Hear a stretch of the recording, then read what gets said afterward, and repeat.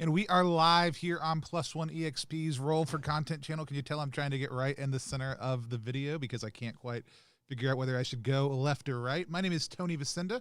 I am the Chief Alchemist here at Plus One EXP. You can find us online at Plus One EXP across all social media platforms or at plus1exp.com. We multi-class in tabletop game design, beard and skincare alchemy, and the Bardic College of Content Creation every day as much as possible during the course of February and a little bit beyond. We're going to be doing a series called ZineQuesting, which is a daily look at 10-ish projects that are live right now on Kickstarter that we love.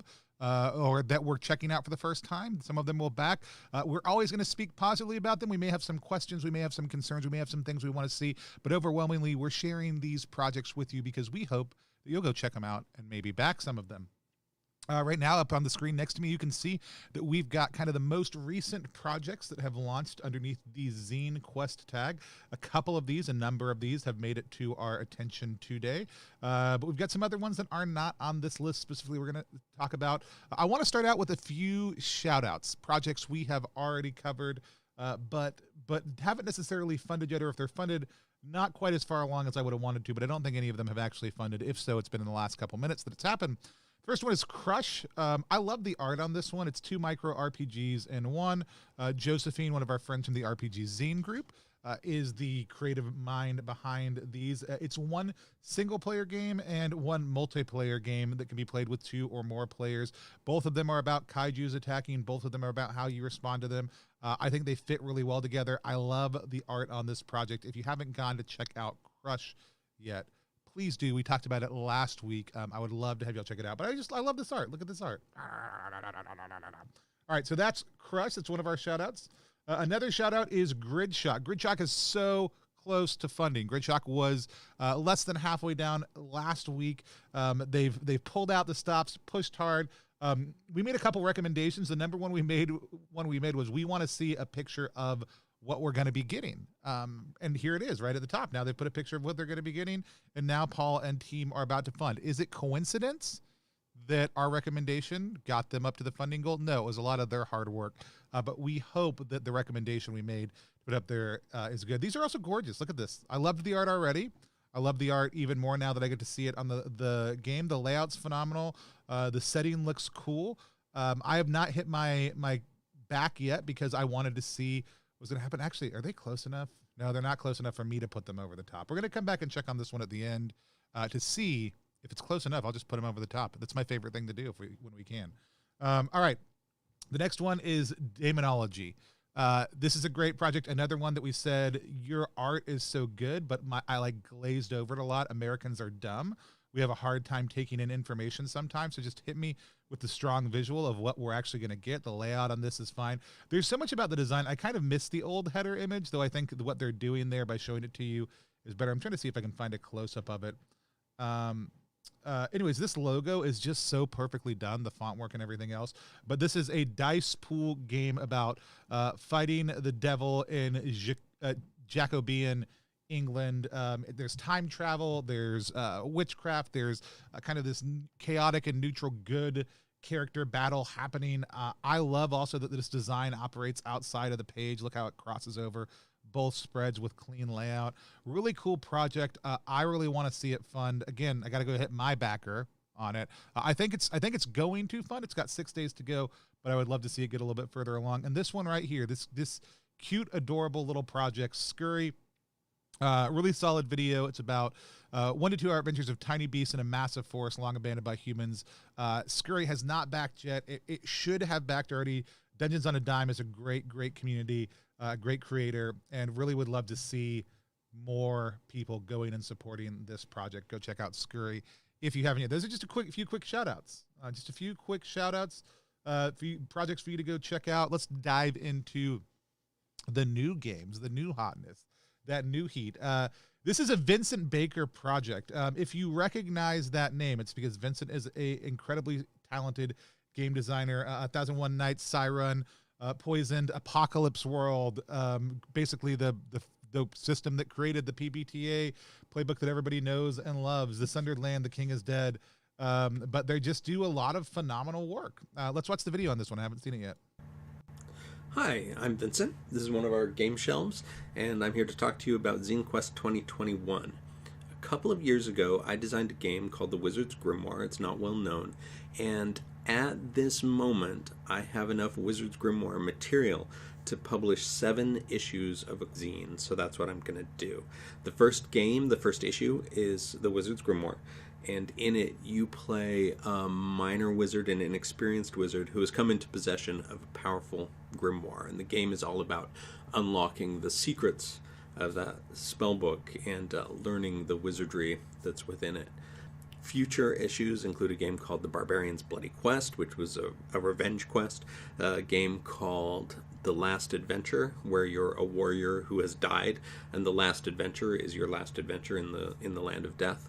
There's a game called The Thief and the Necromancer, where you're a necromancer or a thief, and you've thrown in with your friend, the thief or the necromancer, and let the world beware.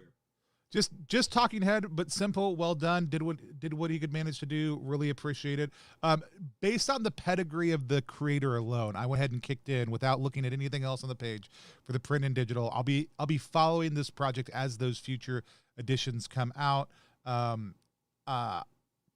I like this designer. That's why I backed this project. It's not, Stephen Bateman. This is going to be an amazing game. It's not because this page is incredibly well put together. It's not. The text is clear. The proposition is clear. Like, there's nothing bad about this. There's nothing stand out. I think it'd be really easy for people to gloss over this project without paying attention to it.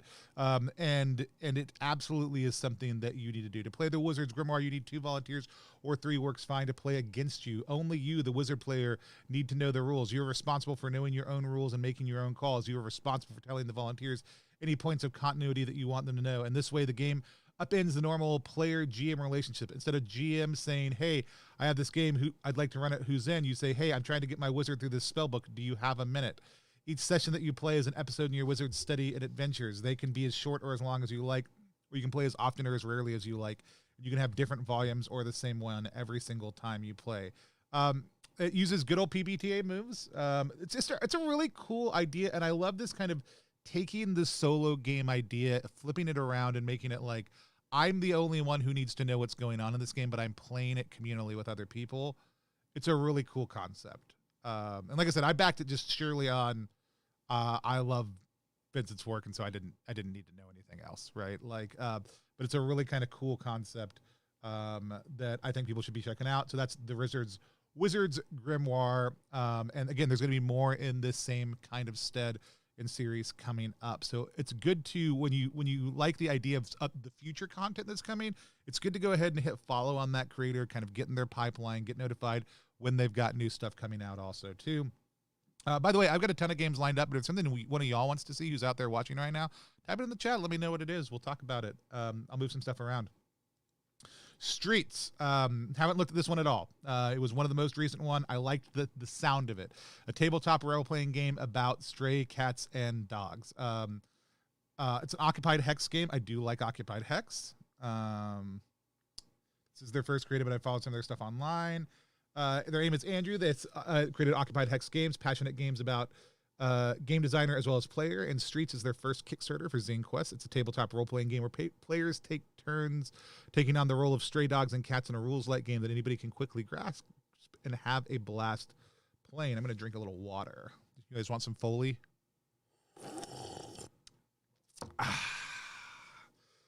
Somebody's very upset right now, and I'm sorry. If you don't know what a tabletop role-playing game is, it's simply a story the players and the game masters tell together. Dice are used in a risky situation, adds up to spin some pop. This to me means that in the mind of Andrew, they're primarily pitching this game to people who don't know how to play RPGs. And if that's your audience, this is good text. If that's not your audience, this is not necessarily text you need to have. Very clear gameplay. I think the premise is clear and smart. We've got a little bit of actual play stream on here. The dogs and cats and a lot of the breeds out there. What's in the zine? A player. See, this for me would be higher up. Like I would take system information down. It looks like it's a loosely PBTA game. If you have a problem with animal damage, this might be a hard game to play. We should all play Streets and hold our pets while we play. I don't know if my dog can handle that, but we could give it a try. That is actually kind of a fun idea. So inside we're going to find a player section for creating dog or cat characters as well as the game basics. Simple, easy to read character sheet. Show, don't tell. What does the character sheet look like? Do I know that? Nope. A game master section for running games. Oh, that's not a ding. It's just a statement of like, I would have loved to see it when you make that statement. A scenario generator and alternate hard mode aimed at adult players. Okay, so again, this is something that you could play with kids also too if you want to. Specific one-shot adventure snapshots to inspire you, plus a short adventure, a campaign, and the expansion module It Fell from the Night, which gives your dog or cat superpowers, so you can play like a crypto-type character. It's a cool sound. I'm going to hit remind for right now. I think for me this is probably a $1 back. It's not hitting me strong. I might come back and hop in it digital. I actually think if you have younger kids in your household, this is a really phenomenal game to pick up. And I think that if you're the kind of person who wants to play through the lens of your own pets or the pets in your neighborhood, you should absolutely give it a shout out.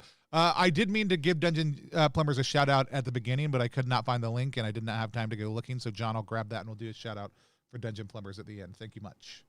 Scenography. Okay, this is a big one we've got to talk about. And I meant to have the team from 9th Level on for an interview already, and due to some scheduling issues on my part, it did not happen, and I need to reschedule that for some time within the next 9 days. Hopefully early next week we can make that happen, maybe right at the beginning of March. This is a very interesting concept that some people really don't like, and other people really like the idea of. And I would love to hear from you if you're watching now or later, what your thoughts are. I'm going to, I've backed every project 9th Level has put out in the last couple of years. They were one of the first indie RPGs that were not from a major publisher or that I just happened to run across that I saw. It was Kobolds Ate My Baby. They publish now, and I love everything they do. Their polymorph system's great. Here's what this is. It's a meta-zine index and review of all the RPG zines in ZineQuest 1, 2, and 3. Includes fun statistics and weird commentary. So they have gone through and they've backed a bunch of zines themselves. They've been a part of this community. They're very excited about the ZineQuest as a whole. So am I. So are a lot of people. And they talked to Kickstarter. They were some of the first people that Luke Crane had told about this idea. He's the person who started ZineQuest. And they've created 14 ZineQuest RPG volumes. Then they've won a number of accolades for at least one of their zines. Okay, so they are compiling a list of all the zines and projects from ZineQuest 1, 2, 3. So it's a little bit of an anthology. It's a commentary on it. There's some other things thrown in. So we've got the list, a zine containing a listing, old school style library for each funded ZineQuest project, like an index. You can look up real quick. Then you got the stats, right? A great RPG that will have stats and charts that you might be able to roll against. This metazine will include some interesting facts, statistical weirdness, graphs, and observations. Most will be hardcore factual infographics such as total dollars, countries of origin, first-time creators, projects we love, number of backers, and some less so, zines with animal protagonists. Nice! Which is projects with exactly 69 backers, the number of zines by 9th level. That number has backed. It's a scary... 9th level has backed. It's a scary number. The zines will also include special achievements, focus features, and commentary from Luke Crane, Jen Maddock, Marie Enger. So here's the thing. They sent me an email about putting my project from ZineQuest 2 in there. I filled out that email. I sent it back because I want to be included. And because I do overall like the idea of an artifact that helps us track some of what's happening. It is weird to have a third party putting this out that is not Kickstarter itself, which I don't think Kickstarter itself would do. So it would have to fall to a third party. There are some people who feel like this is an individual, and there's somebody who does this that a lot of people are very frustrated by. There's an individual who just goes by and grabs all the ZineQuest and RPG projects that fund in a year and puts them into a thing and then sells them and makes money on it. It's free. I mean, it's pay what you want on DriveThruRPG. And I don't know why DriveThruRPG or Kickstarter has not kicked this person off their platform. Actually, both of them. That's not what this is. They're taking only public information. They're not using any of your creative material, either art or text, without your permission. They're being very mindful of some of those things. But at the end of the day, 9th level will be taking a lot of other people's information, codifying it, adding to it, like this is potentially transformative work, and then making money off of it. And again, I'm talking about this project because I like the idea of this project. And one of the communities I'm part of, the Brain Trust, we talked about the idea of like a ZineQuest yearbook and being able to have all of our friends sign our ZineQuest yearbook, right? There's a lot of cool things like that this kind of hits on, but it also plays in this weird area. And they're very clear about this on their page. I appreciate the clarity on this. Like I'm in no way, shape, or form. I want to be very clear saying like, this is a bad project. I'm showing this to you because I think you might be interested in backing it. I think you should consider it, but I would love to know what are everybody else's takes, thoughts, input on this from an established member of the community who's working with Kickstarter to do something potentially cool for the community, but that I just know people have different feelings about. So if you have feelings about this, I would love to hear what they are. However, in the meantime, I'll be backing this. I'll be backing this at what level? Oh, I can get their other stuff too. You can get they did 2 previous projects. This is ZineQuest, or one that's live right now, one that's already finished funding. So if you missed out on their projects, you can get them. I'll be doing it at this level, this $29 or more Zenography set. That's what I'll be doing it at. I'll be getting all 3 of these printed out and sent to my house, which is like I live maybe 1.5 miles from 9th level, like where they live. Like they live in the next part of the city over. So anyways, I don't know. I just want to talk about it. I want to know what people think. So nobody's responding. So apparently either you're all scared, you're cowards, or nobody has any ideas and I'm just dumb and this is just go back it, right? And so let's talk about Siege. Bite-Sized Gaming was a $1 backer for us. I know. Thank you so much for your early support, Bite-Sized Gaming. Siege has launched a modular defense system to fuse with your RPG. So this is a meta project you can dump on top of your other RPGs. It's an attempt to help build a better battle siege or really any sort of major battle. They've hacked into the board game Pandemic and drew out a really simple system that exponentially increases the intricacy and tension of your combats while barely moving the needle when it comes to complexity. It's a big amount of bang for almost 0 added prep and minimal math or note-taking. Sound good? Let's take a look. So it's a really good overall like proposition because you're dropping this into your game, so there's no thematic feeling. Stephen Bateman says they think it's a cool idea for the zine anthology. Keep your thoughts coming, guys. The Siege system is so simple that it all fits on a 4.5 by 6 booklet. The entire product fits on half of that, but they added a sample scenario and it still fits on a single sheet of 12 by 18 paper, double-sided. I'm not going to get super deep into the rules, but this has got a cool table feel, right? Of an outpost scenario map included. I love the idea of this. I would love to see more support projects like this come out of ZineQuest. I also really like the format of this game. Stretch Hills were full color. They've had a girl. It's now in glorious color. This is by our good buddy Zach. Zach has digital tier, pocket tier, wave 2. Oh, because wave 1 is gone because I dragged my feet like a sucker.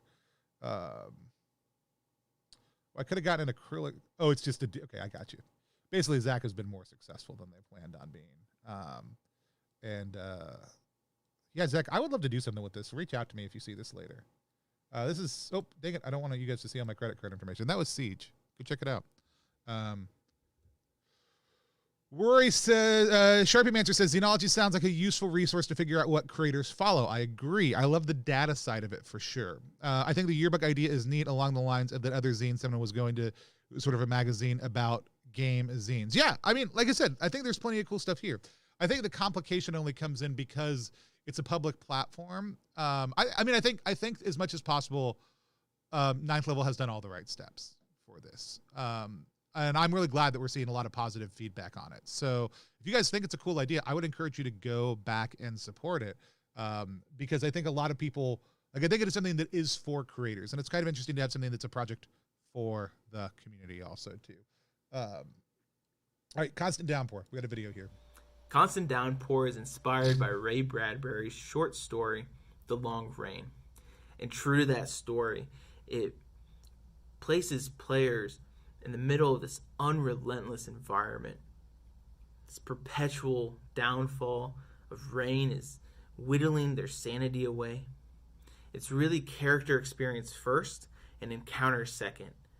And it's been such a pleasure really transforming this short story into several different encounters, what can happen within the jungle, giving face to the Venusians.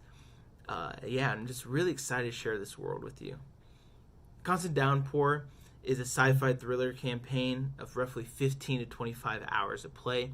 It's chock full of descriptions of Venusian environments, of the threats players see along the way, and also descriptions of how players are experiencing their... All right, that's 1 minute, which is what we do on the channel. Good, clear, spoken. I also, like, one of the things I always say, show me who you are, show me who you are, show me who you are. So when you're talking to the camera and it's you, that's great. I also love this kind of cute picture here because there's a baby. I'm a sucker for, like, if you got a cute kid and you put them in your video or in your picture, like, you're going to increase the likelihood that I'm going to back.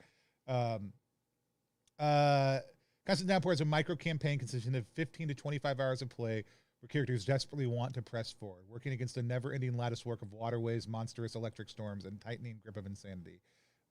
Based on Ray Bradbury's work, like you said, and also, like, I always mean to ask. So, Steven, if you're still watching, how much Bradbury influence is there in your game, Knights of the House of Mars? Because it's got a really strong aesthetic that matches that, and I just wonder if that was intentional or not. Hit me up with that.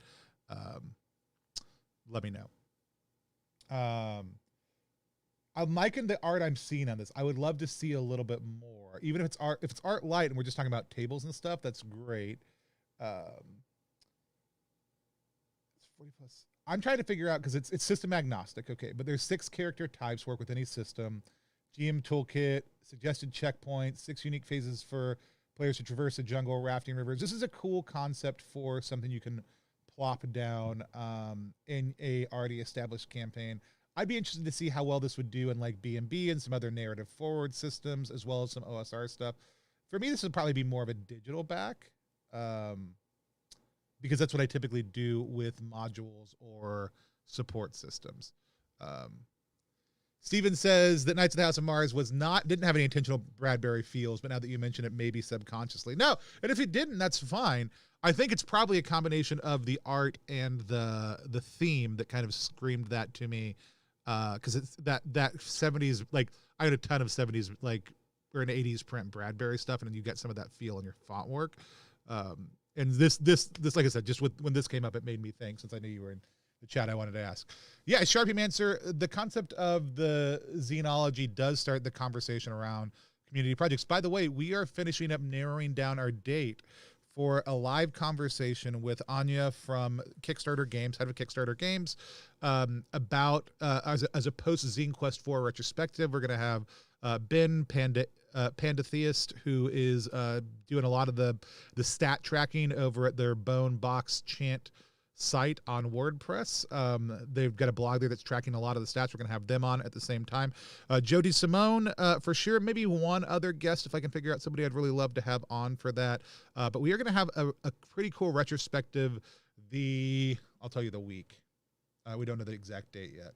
But the week of the third week of the month, next month, sometime between the 16th, 17th, and 18th, we're going to do a big retrospective on ZineQuest with some of the staff from Kickstarter. I'm very, very excited about that. We're going to give away some stuff also. Like, I want it to be a fun kind of celebration of everything Kickstarter is, and a conversation about the need for things like community projects. And maybe we invite like Heather from 9th Level to be a part of that convo. I don't know. That would be an interesting ad too. So good things to think about. Go check out Constant Downpour if you're into sanity losing, mind blowing, Bradbury inspired stuff. If you want the Bradbury pack, go back Stephen Bateman's Knights of the House of Mars and Constant Downpour also. Hey, look, we're in the middle of it. I moved my thing today because I realized every time I talk about my game, there's no one on stream. By the way, we're doing great. We had a couple great backers today hop in. We're always excited when we have new backers. We had a lot of dollar backers this last week, people who just want to support the project, want to help other people find out about it. If you're not familiar, our game that we have going this year is Repugnant. It's the world's most disgusting RPG. If you have any questions about it, hit me in the chat. We've had a couple big reveals over the last little bit, and right now, if you go to ttrpg.link/grossrpg and you hit the updates, and you look at the most recent update, the halfway there, baby, we're generating trash right now. We're creating tables of trash, big trash, large trash, small trash, tiny trash, or other types of trash that are not one of those things. You click one of those, you type in what it is, you tell us who you are. If we pick your trash, you get a writer's credit in the book also too. You can do all of that by going to ttrpg.link, clicking on the most recent update, and clicking on the Let's Talk Trash table survey.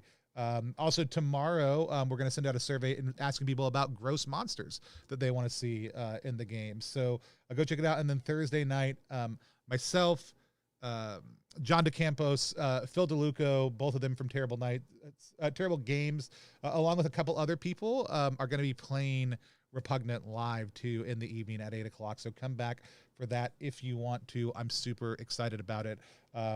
If you haven't checked out Repugnant yet, we are doing the art is absolutely phenomenal. The John DeCampos art, the system I've created, the covered in shit system. Somebody was asking me today if we're going to allow other people to make content. Everything about Repugnant, both the IP will be open. So if you want to create content in partnership with us, we would love to have you do that. We're even fine with people selling that content. There'll be some more details about that forthcoming to figure out exactly how that part works, because I got to get an SRD worked out. But also the covered in chits system, the SRD for the base core system. We're gonna open it up and just say, hey, look, I want people hacking this cool D2 system that I made. And so if you're a creator out there, if you're somebody who's a game designer, I would love for you to go support us at any level that you can, or share the project, because I want us to get to the point where we can have a very hackable, shareable system where we can give you tools and resources for that. And that stuff comes if we get over that 5K level. That's going to give us the money we need to be able to make sure we can produce that stuff in a really good way. So if you're able to go support the project, please do. Even just sharing it, even if you've already shared it, is great. Submitting trash is great. Inviting other people to submit trash because it points them back to the campaign is great. Anything you can do to help us out, I'd really appreciate it. And, you know, no one's back to the $300 level yet, which is, I think, the best deal going around. And we've got a big reveal on Friday about something that's going to get added to that $300 level that is going to make it even more valuable. So go check it out. Or back it at $1, or just share it, or whatever. This one I just saw. It caught my eye. It seemed really like a really cool idea. And let's talk about it. 6 zines to help you create your own RPG campaign. They help you brainstorm your fantasy and develop your own RPG adventures, even on the road. 6 zines plus stretch goals plus print at home.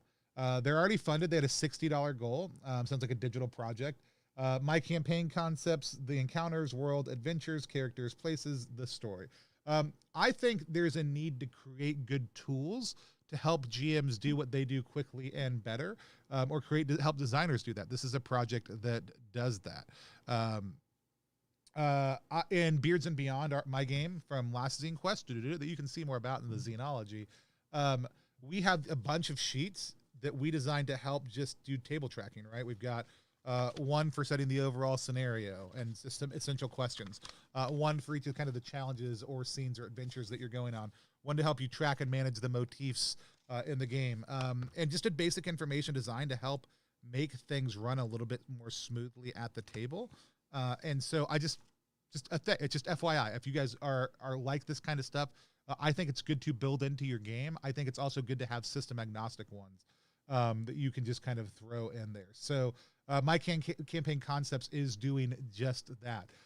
So help define the big adventure, help look at the rough outline of the story, think about places that would happen along the way, the world, maybe like what are some of the world building aspects? What are some of the encounters you have? What are some of the characters that you think are going to play an important role? PCs, NPCs. This is a set of brainstorming maps to help you do that. The budget was €50 would cover the cost of the prototypes. Stretch goals, more zines, so they'll add monsters, objects, and weapons. Let's see how they're doing on any of those. They got 10 days to go. They can easily hit at least that first one, maybe that second one. Maybe if people fall in love with this, it'll be that third one. But these are small, but I think these are very, very usable. I think that'll be my big complaint would be I might want to print this out on like 11 by 17 and make each one a little bit bigger, kind of a quarter page size instead of what it looks like they are, which is an eighth of a page. But there's some cool stuff coming out of this, and I think this is a cool kind of project. We're going to back it at that digital level right there.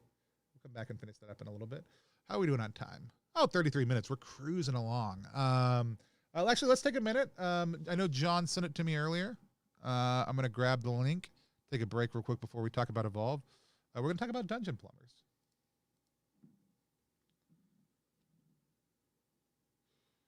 Dungeon Plumbers, Mayhem, Diesel Punk, Weird. We looked at this project a couple weeks ago. It's about halfway, 52% towards funding. It's a cool project. It's Wayne Roberts' first time creating. Wayne has gotten really active in a lot of the groups. Really cool art. Very much a Mario Brothers type feel. I love the typography here. This is actually my favorite image and color scheme, Wayne, that you've done so far on everything. But basically, like what makes the dungeon work, what makes things operate, being able to drop those things in. I think this is a cool project. It looks like I didn't come back and finish my pledge, so I'll need to do that also too very shortly to make sure that I get that in there. But check out Dungeon Plumbers if you haven't yet. We talked about it a couple days ago, but go ahead and check it out again if you haven't yet. Let's talk about Evolve. Evolve is just a few days in. It's at $374 out of $1,100 goal. A zine of rapid AI development and world domination. This immediately like screams Tron to me, this opening image, which I hope is what they were going for. I like it. I mean, this also screams Tron to me, so hopefully. Evolve is a solo RPG of artificial intelligence in the path to world domination. Oftentimes, we have our heroes valiantly fighting rogue artificial intelligence, but what if we want to flip the tables? What if we want to guide the events that lead to Judgment Day or take the control of the Master Control program and show him how it's really done? Evolve is the story of your AI starting out as a single byte of information. You'll grow and improve your program against different threats trying to hinder your plans of domination, but they will learn that resistance is futile. Very cool concept. I love this. I need to see a physical copy of what your game looks like because I back solo RPGs only at the physical level or at the dollar support level, which they have. Every bit of little byte matters. And so I want to see what a physical tier looks like so I can know if I want to. Landscape movie size poster of Evolve City. That's very cool. You get a lot of them. This is actually a pretty decent. This is a very inexpensive retail level. It's interesting. Master Control program tier. Let's see what their premium level is. Overclock your Evolve experience, PDF, print, landscape movie, custom Evolve deck of playing cards, create your own event in the game, custom A5 Evolve journal with artwork. Very cool. Very, very cool. Got some very cool stuff going on. I would need to see the physical copy of this before I would go in on anything besides $1. That's me. If you're a big solo game fan, go ahead and do it. John, hey buddy, yeah. Wayne Robert, anytime. Courier, the image on this, the art on this is what immediately caught my attention. This is a solo RPG where you deliver packages across a dangerous landscape while building your reputation and becoming a legend, which has kind of initially at first blush kind of a transporter feel, but I think we're doing like way more weird post-apocalyptic. In this, Stalker and Mad Max, you play as Courier. Transport goods from one location to another while avoiding delays, hazardous traps, anomalies, dangerous weather effects, and those who would steal your precious cargo. Courier is a solo RPG telling the story of your rise from a lowly single-bag courier all the way up to a legendary wasteland deliverer. You'll create your own company, logo, and style as you you complete delivery jobs across the new North American continent. Along the way, you will discover new contacts, jobs, charms, equipment, and upgrade. Okay, I'm pretty much sold on this. The fact that you're developing your own kind of courier company and developing a brand, which I love doing, brand work is some of my favorite stuff. Cool. It sounds a little bit Wretched and Alone. Maybe not, though.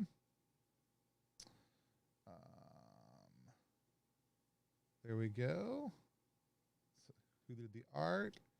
Again, I really want to see that physical version, but the art on this one is good enough and the theme is good enough that we're going to go ahead and go in at that physical level with corrected shipping, apparently.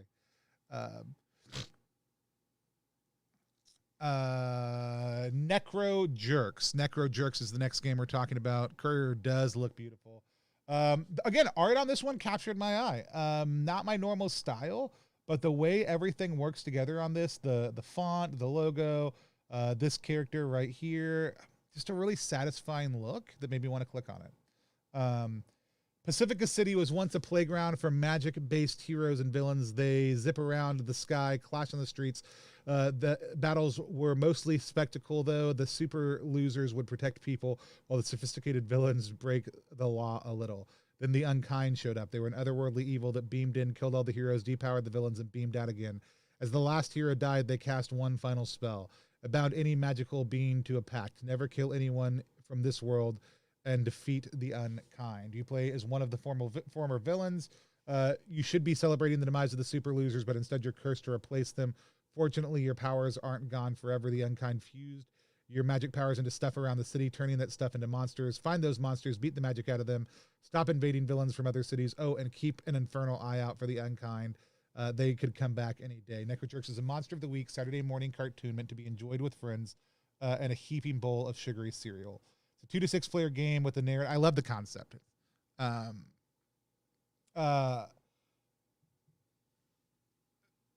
So you're going to play as there are jerks, the type of jerks. There are 5 character types: Flex Tanks, Puzzle Faces, Boogan, Hextronomics, Were Buddies.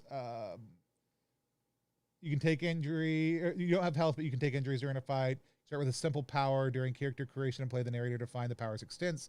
Limits from the books. You can alter or amplify your powers by sacrificing resources tied to their injuries. That means when the chips are down and everything's on the line, you can reach deep, overexert yourself, and save the day. Challenges.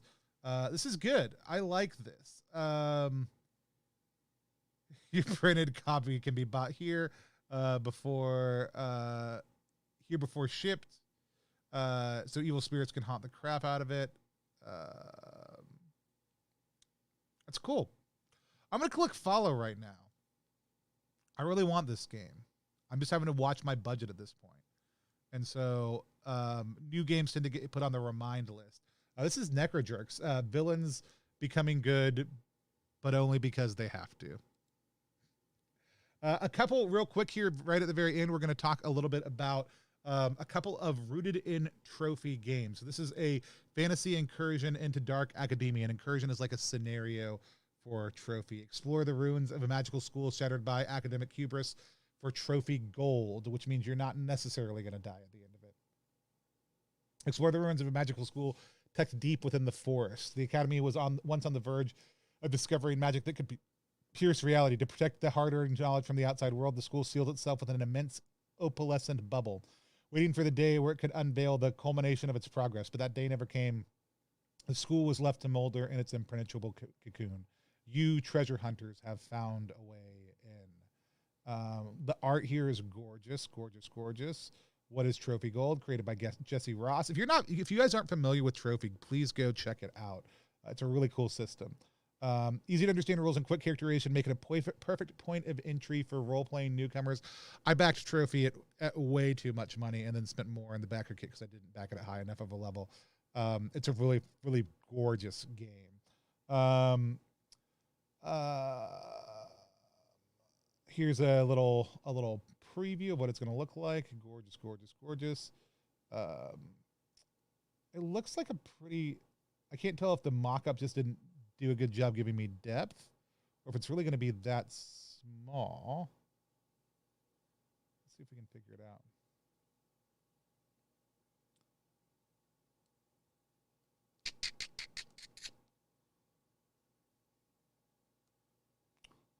I want to find out how many pages it are. This is going to be a back for me. This is going to be a back on a physical level. I'm very excited about it, but it also, unless it's only those couple of pages, in which case it'll probably only be PDF. I need to find that out. I'm going to come back and spend a little bit more time with this. So that was Trophy, that was Chrysalis Academy Chrysalis for Trophy Gold. We'll do this one. This is Lord of the Wolves, rooted for Trophy, also Trophy Gold. I love this font work and this texture work right here. This game launched today. It's almost funded. Actually, you know what? Let's go ahead and see if one of the funding levels puts. Oh, it's only $4. It's only PDF. They're only doing PDF. So we're gonna back it at that level. A serious dark with the feel of it. Grim urban legend. I loved it. Jason Cordova of Gauntlet. High on the treacherous and perpetually frozen peaks of Mount Abbott lies a forgotten gold claim registered to one Jacob Wiedner. Decades ago, maybe more, Wiedner packed up his family of 6 and built a homestead on a small, unforgiving parcel of land in a desperate bid to strike it rich. Initially, he was called a fool, but for a time at least, a rumor that Wiedner had actually managed to find something in the mine. Then everything went quiet. Perhaps tragedy struck the family before Jacob could make good of it. Or perhaps driven to anger by ridicule, he simply chose to break with society altogether. No matter what happened, the mine still sits somewhere on the mountain waiting for the right person to uncover the location, retrieve whatever riches keeps hidden. So all trophy things you're always a treasure hunter, kind of going in, seeking to retrieve more and greater goods and gold. There's a little bit of a push your luck element in it. This is another Bleak Horizons project. Wow, way to come right back to the table, guys. Very cool. I'm a big Bleak Horizons fan. They just finished up a really successful Kickstarter. Now they got this other one up.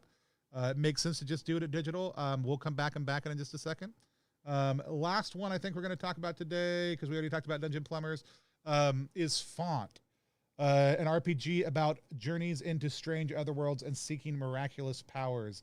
A story of hope and loss, narrative dynamics, Massachusetts and New York. Michael Dunn O'Connor is the co-creator. Is the creator, sorry. You left a dying world for the perilous fissure from which you return. You seek the Font, which will change everything. Font is a story for 2 to 4. Looking for 2 to 4 players. Each session is a standalone journey unfolding over 1 to 3 hours. Players take on the role of travelers to a perilous landscape called the Fissure. The travelers seek a powerful place called the Font, which can change their dying world. The players in each game of Font may be wildly different, but they are always driven by a shared purpose, a hope that their world could be saved. Highly collaborative, GM-less, no prep, concise rule set. A very simple look to the game. Focuses on the inner life of the characters. 7 different scenarios to play. Praise for Font. It's well established. Kumada gives the best reviews. Came out of the 200 word RPG movement, so it's going to be a simple project. The print edition. Saddle stitch booklets with all the rules and character records to play Font. Includes a download of the PDF. I don't know. It sounds like the kind of thing I could just print out and we could play easily. I may go and print on this, but we'll find out. figure it out. That's it for the day, guys. We're gonna be back again tomorrow. Oh my gosh, the layout on trophies things tend to be absolutely gorgeous, Rory. Absolutely. Be back tomorrow. Oh, somebody went and backed the game. Thanks so much. Whoever was our 160th backer.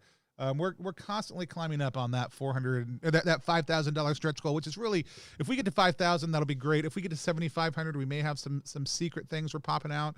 We're gonna have plenty of add-ons on the back end. John and I will continue to track stretch goals through the back end and the pledge manager process for Repugnant. So even if we don't get to that 10K level, if we, through the backer kit and everything else, the pledge manager that we have set up, get up to that 10K level, we'll still kind of follow through on some of our bigger plans for the game. But right now, like, we're super excited to just have funded. We're looking forward to playing. I've loved seeing the different trash submissions. On Monday, we picked the name of our mascot, Fartholomule Repugnant. Is his name. The backstory is great. It's a couple different people tossed in ideas that we ended up pulling together to make that, but we're going to give them all credit in the book for the backstory. Also, right now, again, you can help toss in trash. Just go to the page, click on updates on the most recent update, Cresting the Heap, and click on that Let's Talk Trash survey table and tell us about some of the trash that you want us to toss in the game. If we pick the trash that you give us, then you will get a creator credit in the book on that page. We would love to have you be a part of building out that world. You can also share this with other people who are game designers, world builders in your role-playing group. I'm super excited about all the things we have coming out for Repugnant, about the covered in shit system, the eye-popping art. We did talk to, I'm sure we will get to that 5K level. I am pretty sure we will, given just the speed at which we're moving, the fact that we've got our last 48 hours in front of us. But we just started working with the artist who's going to be doing that art. And talking about that part of the project. We're going to go ahead and commission the art either way, because I'd love to have it digitally, even if we can't do a print run of it right now, and we need to come back around and kind of maybe do some more funding later on.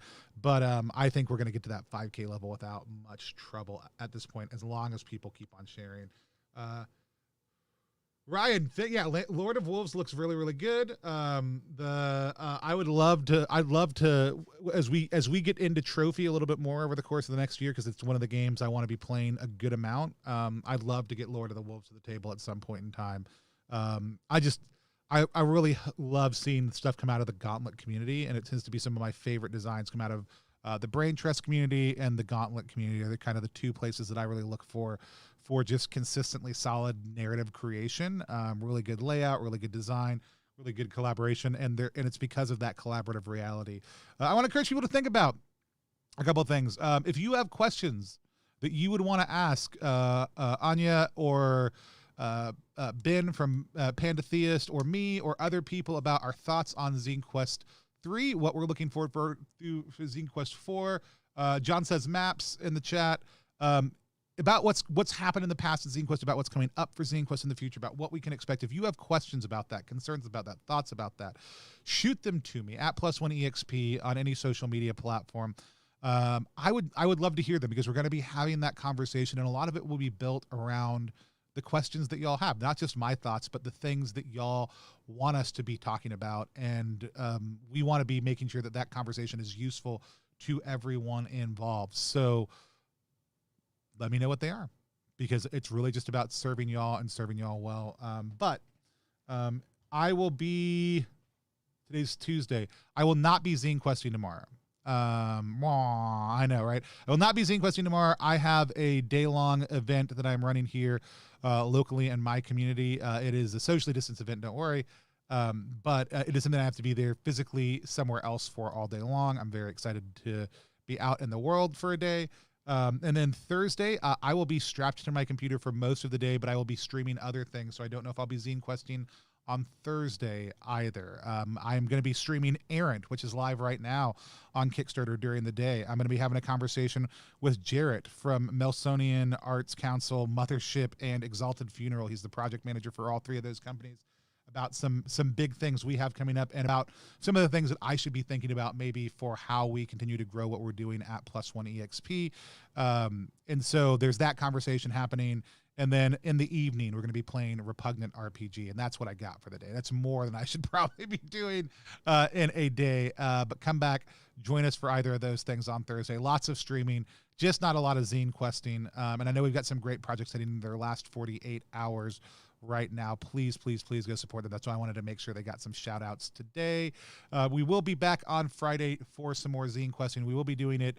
I'll be doing it on Saturday also too, but I don't know exactly when because we're going to be streaming Blood Feud, which is live right now on ZineQuest also too. So come back and feel free to join us for that.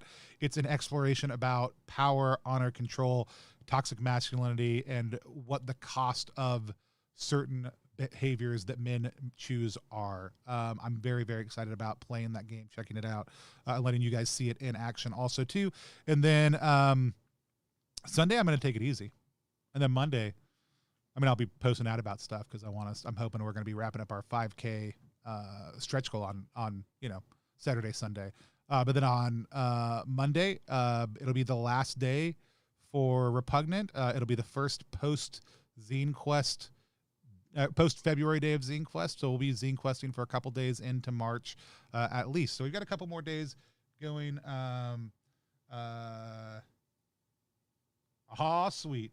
Yeah, Ryan, I would like I said, I'd love to play. And so yeah, just keep an eye on all those things. But until next time, today my brain's in kind of a weird place as I'm thinking about this event I've got tomorrow, all the stuff we've got going on, what the creative process for Repugnant for the next month looks like as we finish that all up and get all that stuff kind of finished off so we can get it out to people in the world. And then just all the other things that I've got on my plate as we're looking at how Plus One and other things grow. It's been a really weird to go from 3 months ago not having...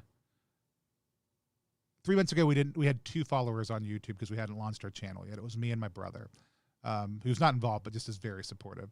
And then, end of December, we started putting out a little bit of content that started crescendoing up during January. Now we have close to 500 people who are following our channel.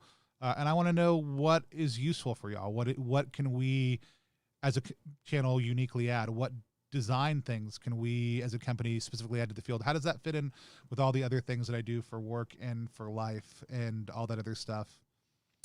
Because February has been a lot. And even though we'll keep on creating good content in the future, I want to just focus more in on what's most helpful for people and what people really want. But if you've been here for any of our ZineQuest stuff, if you're watching it now, if you're watching this later, know that we do it because we want great games to find people who love them, and their designers to be able to find people who love their games. We want you to be able to find great games that you love. So until next time, my name's Tony Vicinda. I'm ZineQuesting. Let's listen to a little bit more of Bats' music on our way out.